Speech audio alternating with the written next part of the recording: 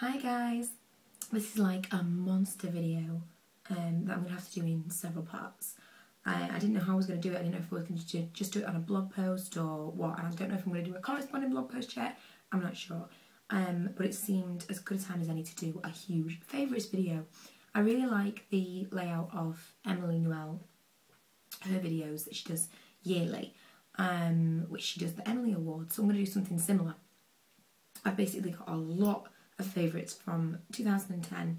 I'm not going to do kind of like awards like she does, but I will do kind of a huge favourites video.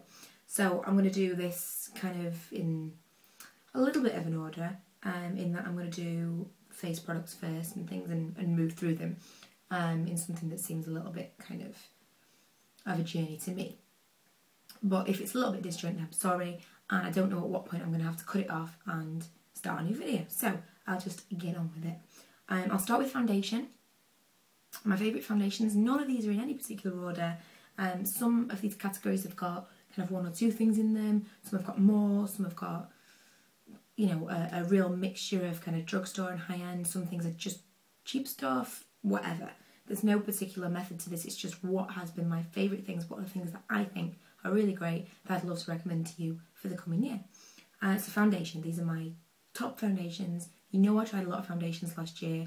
For the matte foundations alone, I tried a lot of foundations. I do need to find something else now. I'm looking for something else. I've tried some high-end ones, but the ones that I came up with were these four. First and foremost is the Dream Satin liquid from Maybelline. I love Maybelline's, basically I just love Maybelline, but their base, their foundations, concealers, things like that I really like. This has been my main foundation. I don't know how long it's been since I've actually finished a foundation, since I've actually had to go out and repurchase, and I've had to repurchase this one very recently, so that says a lot for it anyway. This is my staple. I use this all the time and I really like it. I get it in sand, the same as I get the Dream Matte Mousse. Two completely different finishes. This I would use if my skin's pretty, like during the summer I would probably use this more. Right now my skin's a little bit dry. When I use this, it doesn't leave me with the best finish. I love this. It is a really lovely foundation. When you put it on with one hand, you don't put it on with kind of anything special. You put it on with your fingertips,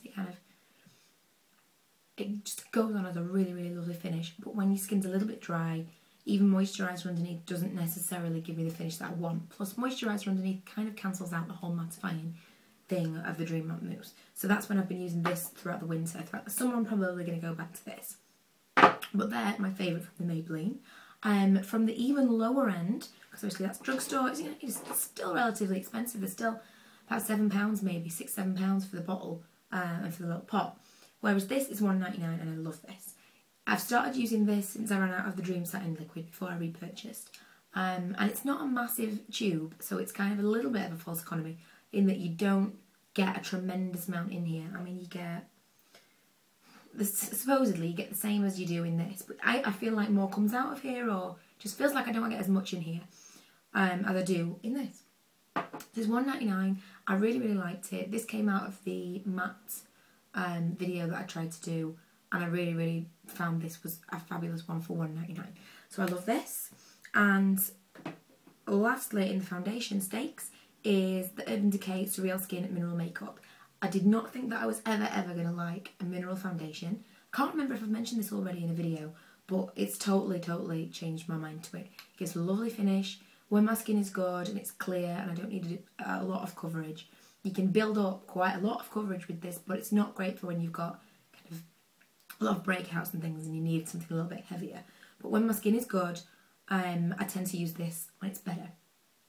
Oh, I'm rambling. I tend to use this just because it's so much nicer, the finish, and it just makes me look natural and a little bit glowy. So this is my first ever mineral foundation and I am totally sold. I like that it comes with a little puff that you can put it on like this and move it around. I just like it. So they were my four from this year that I absolutely love, and I will definitely be repurchasing them all. Next I'll move on to powders.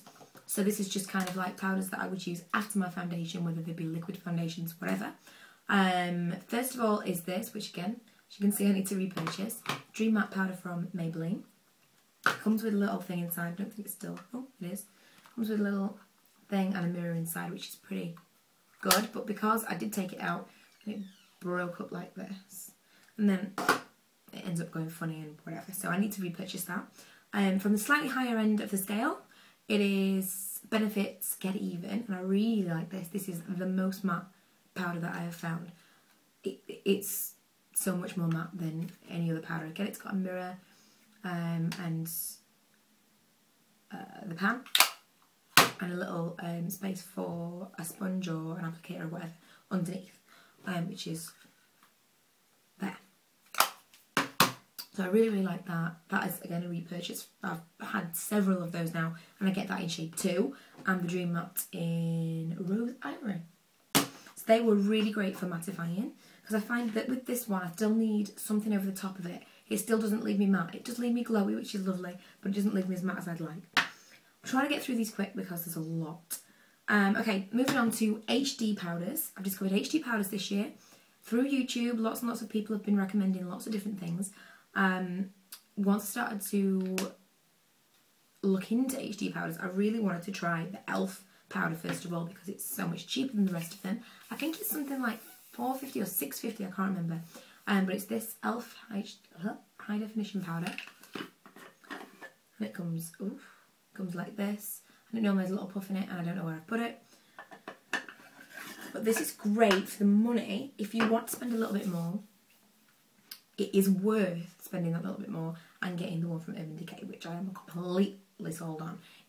The powder is so much finer than the mineral makeup, and it just leaves, if you put them on your hand, you can't stop touching your hands. It feels so soft. The e.l.f. one does a little bit, but not to the extent of the Urban Decay one.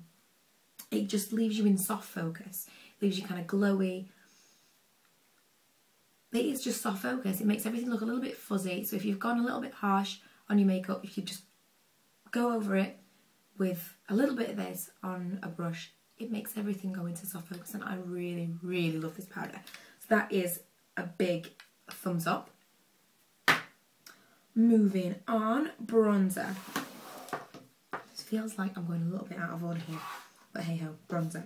My 3 bronzers that I loved this year were Hoola, as usual. I absolutely love Hoola from Benefit because it's pretty much matte. I feel like more shimmer's been gradually added to it a bit of time, because I remember it being totally matte.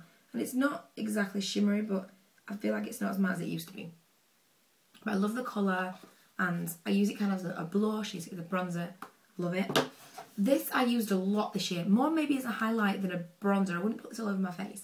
But I did use it a lot, and it is technically a bronzer, so it's going in the bronzer category.